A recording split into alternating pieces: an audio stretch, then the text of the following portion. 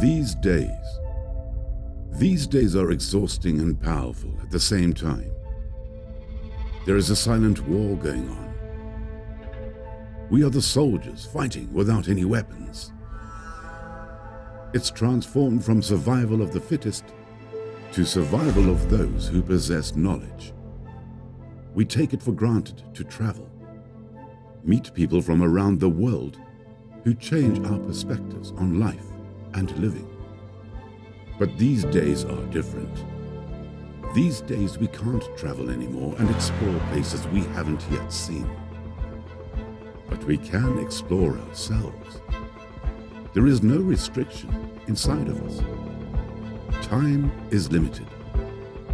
Creativity and gratitude is not. Let's take this opportunity to change ourselves and make the best out of it.